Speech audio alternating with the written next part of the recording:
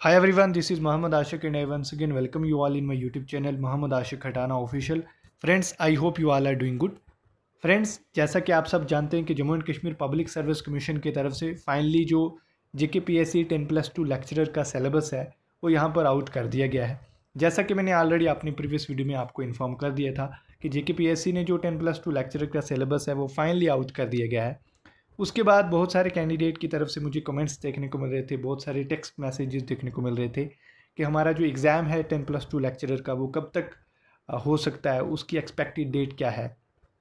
उसके अलावा जो भी कैंडिडेट जो 10+2 लेक्चरर ज़ूलॉजी की प्रिपरेशन कर रहे हैं तो उनकी तरफ से काफ़ी मुझे कमेंट्स देखने को मिल रहे थे कि प्लीज़ हमें जो अपडेटेड सिलेबस आया है उसके अकॉर्डिंग हमें स्ट्रेटजी बताई जाए कि कैसे हमें जो है वो इसको अप्रोच करना चाहिए, कौन कौन सी बुक लिस्ट जो है वो हमें यूज़ करनी चाहिए। उसी चीज़ को देखते हुए मैंने बहुत सारे जो सीनियर्स हैं, बहुत सारे जो ऑलरेडी इस एग्ज़ाम को क्वालिफाई कर चुके हैं, उनके साथ इंटरेक्शन करने के बाद बहुत सारे एक्सपीरियंस्ड जो पर्सन्स हैं उनके साथ टॉक करने के बाद मैं इस नतीजे तक पहुंचा हूं कि आज आपके लिए जो रिसोर्सेज हैं, कौन से रिसोर्सेज आपको यूज़ करने हैं, कैसे इसको अप्रोच करना है, वो हम आपको इस वीडियो में डिटेल में बताने वाले हैं। तो आपसे गुजारिश है कि वीडियो को स्टार्टिंग से लेकर एंड तक ज़रूर वॉच करें। अगर आप फर्स्ट टाइम इस यूट्यूब चैनल पे विज़िट करें सो लाइक करें इस वीडियो को और सब्सक्राइब करें हमारे यूट्यूब चैनल को। इन फ्यूचर कोई भी इंपॉर्टेंट इन्फॉर्मेशन होगी रिलेटेड टू जॉब या फिर रिलेटेड टू ज़ूलॉजी आपको इसी चैनल पे मिलेगी। तो गाइज़, जो भी कैंडिडेट जो 10+2 लेक्चरर ज़ूलॉजी की अगर आप प्रिपरेशन कर रहे हैं तो आपके लिए ये वीडियो काफ़ी इंपॉर्टेंट होने वाली है। इसको आप अच्छे से ध्यान से देखिएगा और जो रिसोर्स मैं आपको बताने वाला हूँ अगर आप इनको फॉलो कर लेते हैं so I am pretty much sure कि आप इसमें अच्छा स्कोर जो है वो कर सकते हैं। तो चलिए, without wasting to my time let's get started.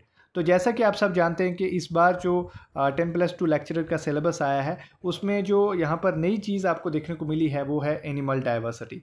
जी हाँ दोस्तों, पहले जो है वो आपको एनिमल डाइवर्सिटी देखने को नहीं मिली थी 2016 के सिलेबस में, बट इस बार आपको जो है वो एनिमल डाइवर्सिटी देखने को मिलेगी और इसको फिशरीज़ को जो है वो रिप्लेस किया गया है, जिसकी जगह एनिमल डाइवर्सिटी को जो है वो ऐड किया गया है। तो सबसे पहले मैं बताऊंगा आपको कि एनिमल डाइवर्सिटी के लिए आपको क्या करना है। तो जैसा कि आप देख पा रहे हैं कि यहाँ पे एनिमल डाइवर्सिटी के अंदर A, B, C 3 सेक्शंस हैं। तो तीनों सेक्शंस के लिए मैं आपको बताऊंगा कि कौन से रिसोर्सेज आपको यूज़ करने चाहिए। तो अगर आप बेसिक कंसेप्ट्स की बात करेंगे, सबसे पहले बेसिक कंसेप्ट्स में जिसमें आपको स्ट्रक्चरल ऑर्गेनाइजेशन वगैरह, यूनिसेल्युलर, कॉलोनियल, मल्टीसेल्युलर फॉर्म्स, उसके अलावा levels of organisation like tissue, organ and system level of organisation, then we have the symmetry and tissue layers, coelom and its type, reproduction and development, outline classification of animal kingdom and their evolutionary relationship. तो जो भी candidate अगर आपने कभी भी यहाँ पर zoology के रिलेटेड कुछ भी कोई बेसिक बुक भी पढ़ी होगी तो उसमें आपको ये इन्फॉर्मेशन देखने को मिली होगी। बट इसके लिए मैं आपको यही बताऊंगा कि आप अगर आपके पास 11th क्लास की NCERT है, बायोलॉजी की NCERT अगर आपके पास 11th क्लास की है तो आप उसको रेफ़र कर सकते हैं। वहाँ से आपको ये बेसिक कंसेप्ट्स जो भी हैं ये आप वहाँ से क्लियर कर सकते हैं, उतना आपके लिए सफिशिएंट है इस एग्ज़ाम के लिए। उसके अलावा जो नॉन कॉर्डेट्स है, नॉन कॉर्डेट्स में आपको जर्नल कैरेक्टर क्लासिफिकेशन पढ़नी है सभी नॉन कॉर्डेट्स की, जिसमें प्रोटोजोआ से लेकर आपको यहाँ पर मैमल्स तक पढ़ना है। सॉरी, नॉन कॉर्डेट्स में अकाइनोडर्मेटा तक और उसके बाद कॉर्डेट्स वाले जो है वो मैमल्स तक। तो क्लास मेमेलिया तक आपको, प्रोटोजोआ से लेकर क्लास मेमेलिया तक जो भी इंफॉर्मेशन है, सभी इंफॉर्मेशन के लिए एक ही बुक है जो हर कोई रेफ़र करता है, जो हर कोई आपको रिकमेंड करेगा, जो वेरी इंपॉर्टेंट बुक, इसकी बाइबल मानी जाती है, दैट इज़ RL कोटपाल। जी हम दोस्तों, RL कोटपाल को आप जो है वो रेफ़र कर सकते हैं इसके लिए। RL Kotpal is the very basic book for this portion like non chordates and chordates. Non chordates के लिए और कॉर्डेट्स के लिए RL कोटपाल को आप ज़रूर यूज़ करिएगा।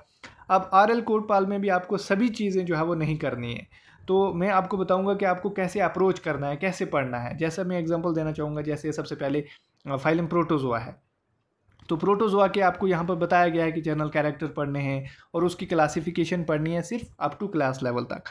अब जो प्रोटोजोआ की जब क्लासिफिकेशन कैरेक्टर्स की बात आती है तो कैरेक्टर्स में भी आपको यूनिक कैरेक्टर्स उसके देखने हैं। जो प्रोटोजोआ के सारे कैरेक्टर्स वहाँ पे दिए होंगे। 15 to 20 कैरेक्टर्स आपको RL कोटपाल में मिल जाएंगे। तो आपको RL कोटपाल में से जो उसके यूनिक कैरेक्टर्स हैं, लाइक दूसरी किसी फाइलम में उसके वो कैरेक्टर्स नहीं मिलती हैं, तो ऐसे आपको कंपेयर करके ना इन फाइलम्स को जो है वो पढ़ना है। और उसके बाद दूसरी इंपॉर्टेंट बात कि जब क्लासिफिकेशन की बात आती है तो बहुत सारे कैंडिडेट पैनिक हो जाते हैं कि क्लासिफिकेशन को कैसे याद रखें। तो मैं आपको बताऊंगा कि आपको क्लासिफिकेशन में क्या करना है। जैसे आप देखेंगे प्रोटोजोआ की क्लासिफिकेशन, तो उसमें सार्कोमेस्टिकोफोरा, सीलियोफोरा, स्पोरोजोआ, नाइडोस्पोरा, ये 4 क्लासेस हैं। तो आपको सबसे पहले बताना है कि इस प्रोटोजोआ को डिवाइड किया गया है 4 क्लासेस के अंदर। और उसके बाद जो फर्स्ट वाली क्लास होगी, जैसे सार्कोमेस्टिकोफोरा है, और इसमें भी आगे सुपर क्लास है मेस्टिगोफोरा।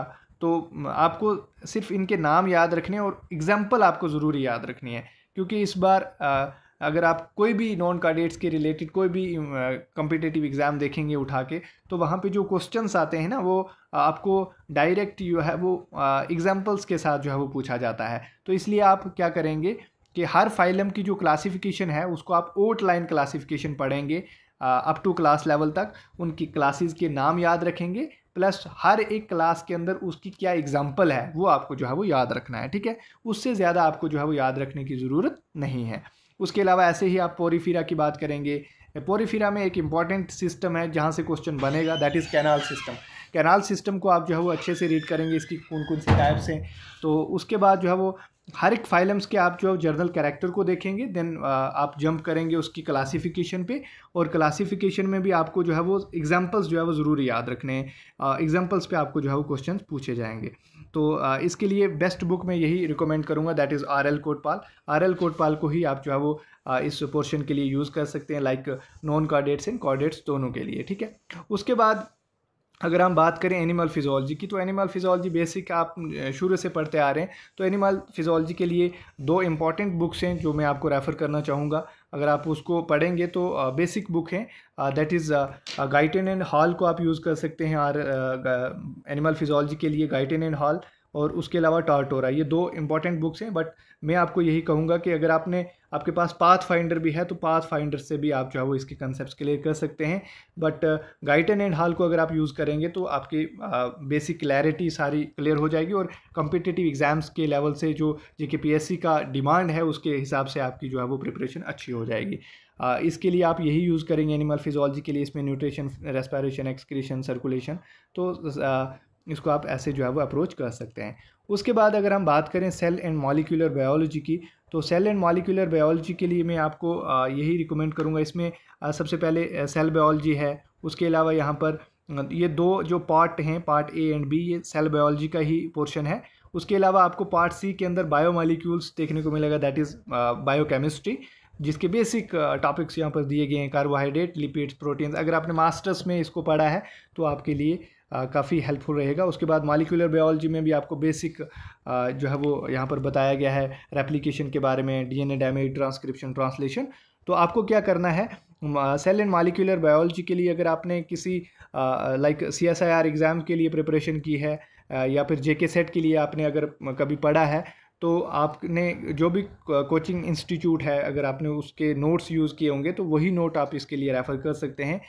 बट इसके लिए इम्पॉर्टेंट एक बुक आती है, that is Bruce Albert. Bruce Albert cell and molecular biology के लिए काफ़ी इंपॉर्टेंट बुक है, और उसको आप रेफ़र कर सकते हैं। अगर आपके पास वो भी नहीं है तो आप फिर पाथ फाइंडर को जो है वो रेफ़र कर सकते हैं। उसके बाद जेनेटिक्स के लिए मैं आपको बताना चाहूँगा, जेनेटिक्स का अगर IFAS का आपके पास मटेरियल है तो IFAS का मटेरियल जो है वो जेनेटिक्स के लिए काफ़ी इंपॉर्टेंट रहेगा। अगर आपको ये मटेरियल IFAS का आपके पास नहीं है, मैं जो PDF नोट्स हैं वो जो है प्रोवाइड कर सकता हूँ, तो आप जो है वो इसको रेफ़र कर सकते हैं। उसके बाद अगर हम बात करें एनिमल बिहेवियर की, तो देखिए एनिमल बिहेवियर के अंदर जो है वो यहाँ पर इसके लिए एक ही इम्पॉर्टेंट बुक है, दैट इज़ रीना मैथोर। रीना मैथोर की एक अच्छी ज़बरदस्त बुक आती है एनिमल बिहेवियर के लिए, आप उसी को जो है वो रेफ़र कर सकते हैं। बेसिक इसमें आपको क्लासिकल कंडीशनिंग की क्या एग्जांपल है, होता क्या है, एग्जांपल क्या है, आपको एग्जांपल याद रखनी है। जैसे इम्प्रिंटिंग की एग्जांपल आपको याद रखनी है, और सोशल बिहेवियर कैसा रहता है, इनेट बिहेवियर क्या है, लर्न बिहेवियर की एग्जांपल्स आ जाती हैं, ये इम्प्रिंटिंग हो गया, हैबिचुएशन, क्लासिकल कंडीशनिंग वगैरह। तो आपको इनकी एग्जांपल्स याद रखनी है और होता क्या है, मतलब बेसिक आपको जो है वो इसके लिए तैयारी करनी है, जो कि आपको रीना मैथोर से एक अच्छा मटेरियल देखने को मिल जाएगा। उसके बाद अगर हम बात करें सिस्टमैटिक्स एंड एवोल्यूशन के लिए, तो सिस्टमैटिक्स में आपको टेक्सोनमी है। टेक्सोनमी के लिए जो है वो अर्नेस्ट मायर की एक बुक आती है, जो कि मैंने ऑलरेडी अपने इस टेलीग्राम चैनल पे शेयर की हुई है, तो उसको आप रेफ़र कर सकते हैं। उसके अलावा भी मैं कुछ मटेरियल मेरे पास है जो कि मैं आपको शेयर कर दूंगा, तो आप जो है वो उसको रेफ़र कर सकते हैं। तो उसके अलावा किसी भी कोचिंग मटेरियल का अगर आपके पास एवोल्यूशन का बेसिक है तो आप उसी को जो है वो रेफ़र कर सकते हैं। लाइक IFAS या वैदमी, किसी से भी आपने अगर CSIR की प्रिपरेशन की है तो आप वही जो एवोल्यूशन के लिए जो है वो अप्रोच कर सकते हैं।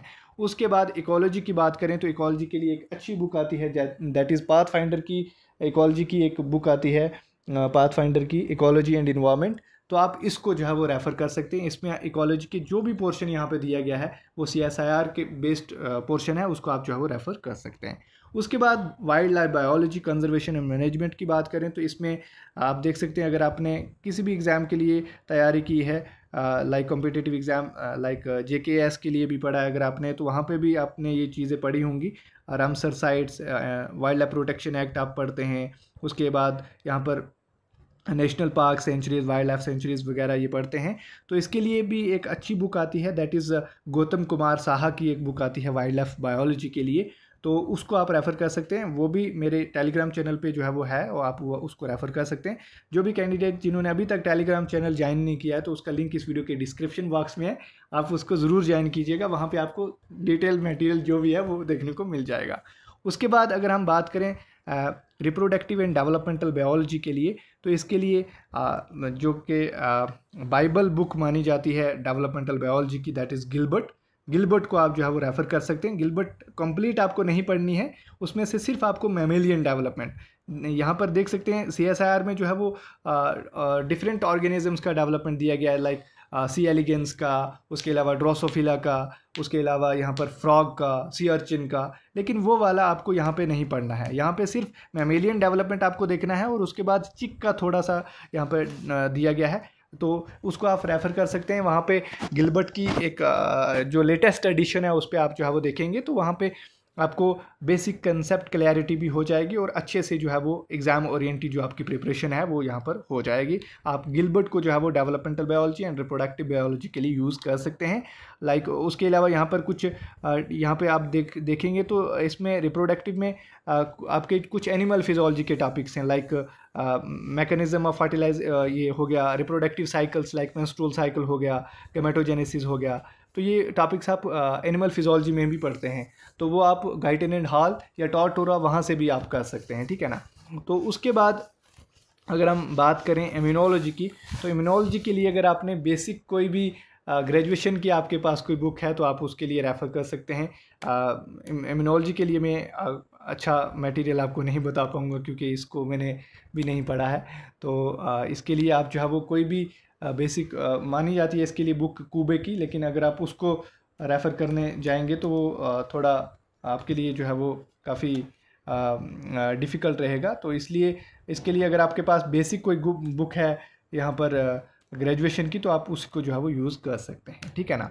तो उसके बाद अगर हम बात करें अप्लाइड बायोलॉजी, ये आपका लास्ट यूनिट है, और इसमें काफ़ी सारे स्टूडेंट्स जो है वो मुझे कमेंट्स कर रहे थे कि अप्लाइड बायोलॉजी के लिए कौन सी बुक हमें रेफ़र करनी चाहिए, अप्लाइड बायोलॉजी के लिए कैसे प्रिपरेशन करनी चाहिए। तो आप अगर देखेंगे यहाँ पे तो अप्लाइड बायोलॉजी के लिए इन्होंने सबसे पहले अप्लाइड एंटोमोलॉजी को ऐड किया है, उसके बाद animal breeding and animal products को यहाँ पे ऐड किया गया है। उसके अलावा सी पार्ट के अंदर अगर आप देखेंगे तो एक्वाकल्चर एंड कल्चर टेक्निक्स यहाँ पर दिए हैं, जिसमें सेकंड एंड थर्ड पार्ट को अगर आप देखेंगे तो जो ऑलरेडी आपके सिलेबस में पहले फिशरीज साइंस का जो पोर्शन था उसमें से कुछ टॉपिक्स यहाँ पर निकाले गए हैं जो कि यहाँ पर ऐड किए हैं। जैसे आप देख सकते हैं ट्रॉट एंड कार्प कल्चर यहाँ पे बताया गया है, कंपोजिट फिश कल्चर यहाँ पे बताया गया है, और इंटीग्रेटेड फिश फार्मिंग बताया गया है। तो अगर आपके पास फिशरीज़ की कोई भी बुक है, लाइक एस के खन्ना की बुक है, या दूसरी आपके पास कोई बुक है इसके लिए फिशरीज साइंस के लिए, तो आप उससे इन टॉपिक्स को जो है वो कवर अप कर सकते हैं। बाकी जो पोर्शन है part A and part B, तो इसके लिए मैं आपको एक बुक रेफ़र करूँगा, that is economic zoology by Shukla Upadhyay. Shukla Upadhyay की एक बुक आती है, बिल्कुल छोटी सी बुक है और 320 तक आपको ये बुक देखने को मिल जाएगी। इसको आप रेफ़र कर सकते हैं, economic zoology by Shukla Upadhyay. ये बुक आप entomology, animal breeding and animal products वाले जो भी ये टॉपिक्स हैं ये आपको वहाँ से कवर हो जाएंगे। एक्वाकल्चर का भी जो फर्स्ट वाला पोर्शन है ये कवर हो जाएगा। ट्रॉट एंड कार्प कल्चर आपको किसी भी फिशरीज़ की बुक से जो है वो कवर अप कर लेना है। उसके बाद एनिमल बायोटेक्नोलॉजी के लिए आप कोई भी जो आपके पास अच्छा सा मटेरियल है, किसी कोचिंग इंस्टीट्यूट का, अगर आपने CSIR के लिए अप्लाइड बायोलॉजी में पढ़ा है एनिमल बायोटेक्नोलॉजी, या फिर आपके मास्टर्स में आपने कोई बुक रेफ़र की होगी, तो आप वही नोट्स जो है वो रेफ़र कर सकते हैं। इसके लिए पाथफाइंडर की भी एक बुक आती है एनिमल बायोटेक्नोलॉजी की, आप उसको भी जो है वो इसके लिए यूज़ कर सकते हैं। तो ऐसे जो है वो आप ये रिसोर्स हैं जो आपको यूज़ करने सेलेबस, ये जो 10+2 लेक्चर जोलॉजी का सेलेबस आया है इसको आप जो है वो ऐसे जो है वो प्रिपेयर कर सकते हैं। अगर आप ये रिसोर्स यूज़ करेंगे तो आई होप कि आप अच्छा स्कोर जो है वो इसके अंदर कर सकते हैं। सो आज से ही आप अपनी प्रिपरेशन को जो है बूस्टअप कर सकते हैं। अब मैं आपको बताना चाहूँगा कि आपका जो एग्ज़ाम है वो मोस्ट एक्सपेक्टेड एग्ज़ाम आपका अक्टूबर के मंथ में जो है वो कंडक्ट हो जाएगा। अक्टूबर एंडिंग तक या अक्टूबर के फर्स्ट वीक में आपको इसके रिलेटेड जो है वो इन्फॉर्मेशन देखने को मिल जाएगी, सॉरी इसका एग्ज़ाम जो है वो देखने को मिल जाएगा। तो नेक्स्ट मंथ आप एक्सपेक्ट कर सकते हैं कि आपको जो एग्ज़ाम कैलेंडर है वो देखने को मिल जाएगा। तो आपके पास अभी भी 3 मंथ का टाइम है, तो 3 मंथ्स में आप जो है वो अच्छे से इसको जो है वो कवर अप कर सकते हैं। तो जो भी कैंडिडेट जिन्होंने भी 10+2 लेक्चर जोलॉजी का फॉर्म अप्लाई किया है तो आप अपनी तैयारी को ऐसे ही कंटिन्यू कीजिएगा। सो इसके रिलेटेड और भी अगर आपका कोई भी डाउट या क्वेरीज रहती है तो आप जो है वो कमेंट करके ज़रूर बताएं।